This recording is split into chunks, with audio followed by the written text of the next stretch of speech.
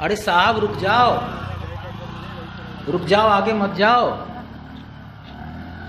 साहब, आगे बाढ़ आ गई।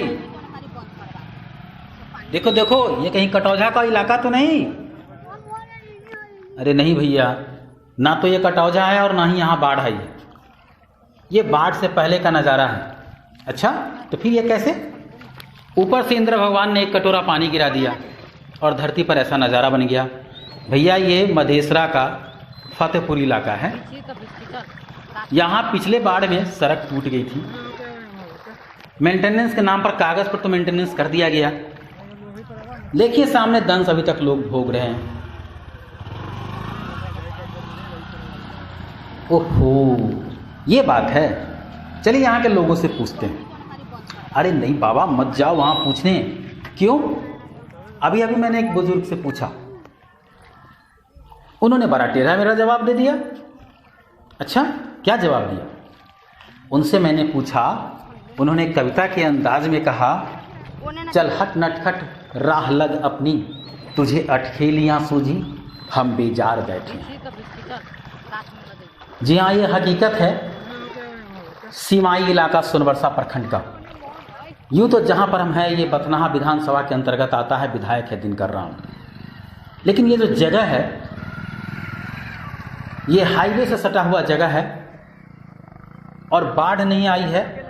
बाढ़ से पहले ये लूट तंत्र, विकास में लूट, बेदर्द हाकिम और मौका परस्त नेताओं की देन है। बाढ़ हर जगह बाढ़ का नज़ारा होता है, लेकिन ऐसा लूट तंत्र आप बहुत कम जगह देखेंगे। यहाँ कागजों पर ही मेंटेनेंस कर दिया जाता है। पिछले बार भी कई बार इंजीनियर को कहा गया, सबको कहा गया, सभी यहाँ मेंटेनेंस की बात करते रहें, लेकिन जो सड़कों की हालात है वो किसी से छिपी हुई नहीं है।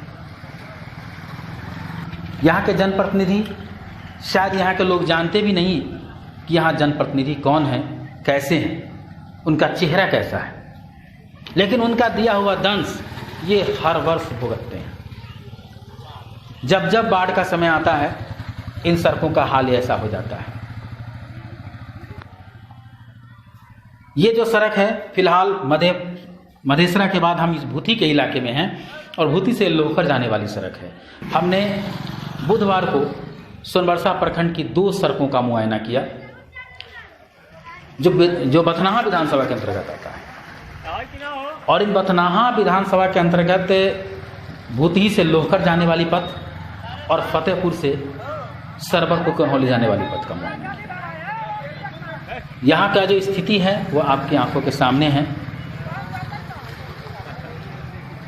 जनप्रतिनिधियों ने, अधिकारियों ने बाढ़ सुरक्षा के नाम पर क्या क्या किया है, कितनी सावधानियां बरती हैं, कितने विकास किए गए हैं, सब आपके सामने है। इसी बीच मजा आ रहा है इस पानी में। एक जनप्रतिनिधि आपके यहाँ बाढ़ आई इस रास्ते से गुजर रहे थे, चलिए जरा उनसे भी रूबरू हो लेते हैं। पिछला बार जो बाढ़ आया था ना, तो उसी में जो यहाँ पर टूट गया था, तो मतलब सरवरपुर साइड ये जो पानी है जिसमें लोग इतना कष्ट झेल कर जा रहे हैं, ये बाढ़ग्रस्त इलाका है, अभी बाढ़ आई नहीं है। और ये वर्षा का पानी है। जब वर्षा के पानी से यह हाल है, आप जनप्रतिनिधि और चंद कदम की दूरी पर आपका भी घर है, उसके चंद कदम की दूरी पर यहाँ के मुखिया का घर है और कई दिग्गज समाज सेवी लोग भी आपके क्षेत्र से आते हैं। तो बहुत सारे नेता आते हैं जो आपके चौक पे रुकते हैं, जिनका आप लोग खिदमत करते हैं, स्वागत करते हैं। ये हाल है आपके बाढ़ग्रस्त इलाके का, जहाँ बाढ़ आई नहीं है और बाढ़ से पहले का नज़ारा है। लोग देखेंगे तो कहेंगे यह बाढ़ आई हुई है। जैसे वर्षों पूर्व 1990 का आलम था, ये 90 के आसपास और उससे पहले का 80 और 90 का आलम देखेंगे कटौझा का। जब वहाँ किसी भी वक्त आप जाते तो लगता था कि बाढ़ आई हुई है, बाढ़ आई हुई है, बाढ़ आई हुई है। हालात इतना खराब था और 90-2000 तक संभवतः वो हालत वही बना रहा और सरकारें बदली, फिर धीरे धीरे बहुत कुछ बदला। लेकिन आज वही सरकार है जिसने कटौझा में दृश्य बदला था। आज ये बाढ़ग्रस्त इलाका है, सीमाई इलाका का क्षेत्र है, बाढ़ आई नहीं है, बाढ़ से पहले का दृश्य है। क्यों है ऐसा हाल? तो लगभग 5 साल होने जा रहा है, लेकिन आपने एक बार भी मेंटेनेंस नहीं किया। थोड़ा बहुत किया था, क्या कहते हैं, स्वच्छता अभियान था। उस टाइम में हमको याद है कोई बड़ा पदाधिकारी आने वाले थे, तो यहाँ तक इन्होंने ठेकेदार ने किया था क्या कि मिट्टी डाल करके उस पर कोयला से कालीकरण कर दिया था कि रोड दिखने में काला दिखे। अभी जो यहाँ पर हम लोग जो यहाँ पे खड़े हुए हैं, ये आपको पहले जो टूट चुका था पहले बाढ़ में, तो इसमें कहीं अलग से मिट्टी या गिट्टी ला करके नहीं डाला गया है। ये किनारे से खोद करके जेसीबी वगैरह से इसी को ला करके रख दिया गया है। और अभी आप देख रहे हैं कि कम पानी में ही ये हाल हो चुका है। आगे क्या होगा वो भगवान भरोसे है। स्थानीय जनप्रतिनिधियों ने, जैसा कि आप भी सरपंच हैं और काफ़ी नामी गिरामी सरपंच माने जाते हैं आप, आपका क्षेत्र में काफ़ी चर्चा रहता है, थाना में जाते हैं, हर जगह शांति समिति की बैठक में आप भाग लेते हैं, बहुत बड़े, मैं देखता हूं अक्सर कि बड़े बड़े दिग्गज नेता लोग आपके यहाँ आते हैं। फिर ऐसी हालात क्या हुए? आपके यहाँ का मुखिया कौन हुए? हमारे यहाँ के मुखिया सदर आलम खान साहब हैं। तो आपके नज़र में कभी है कि आपके पंचायत के जनप्रतिनिधि ने कभी कोई आवाज़ उठाया इसको लेकर के? जनप्रतिनिधि क्या आवाज उठाएंगे, सब लोग बैठे हुए हैं, इस तरह से नहीं होता है, सब लोगों को मिल करके करना पड़ेगा। अब हमारे हाथ में सर विकास, आपको तो पता है सरपंच के हाथ में विकास कार्य नहीं होता है, लेकिन हमसे लोग ये सवाल करते हैं कि हमने आपको इंसाफ दिलाने के लिए वोट दिया था, लेकिन हम क्या करें, लिख करके देते हैं। पिछले बार भी बहुत सारा आपने भी, आप यहाँ आए थे, टोटल ये सब पूरा बाढ़ से पानी से भर गया था, लेकिन होता क्या है, कुछ नहीं होता है, ज्यों का त्यों पड़ा हुआ है। यहाँ ये भी जनता जो आपसे इंसाफ मांग रही है, ये भी एक तरह से कहीं न कहीं उनके साथ अन्याय है, और इंसाफ इसलिए मांग रही है कि भले ही आपके पास फंड नहीं हो, लेकिन इस लोकतंत्र में आवाज़ बुलंद करने का सबको अधिकार है।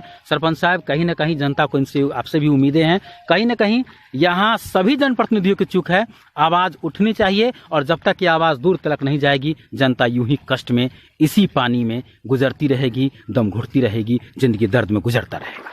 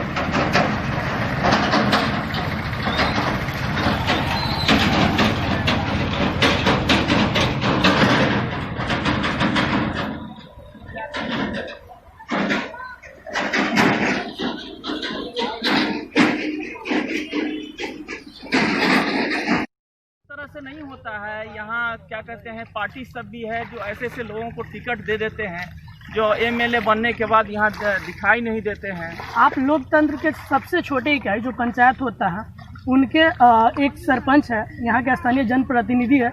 सरपंच का मायने एक न्यायालय से जुड़ा होता है। आपको भी जनता के लिए हक की आवाज़ उठानी चाहिए। आपने अपने स्तर से कुछ प्रयास किया है? हमने अपने स्तर से पहले वीडियो साहब को भी दिया था, हमने लिखित रूप में दिया है, लेकिन उसका कुछ नहीं। क्या होता है, जैसे का तैसे है। हम क्या कर सकते हैं, हम लिख के दे सकते हैं ना। हमको तो सर विकास कार्य के लिए 1 रुपया नहीं मिलता है कि हम काम इसके लिए करें। हाँ, जहाँ तक सेवा हो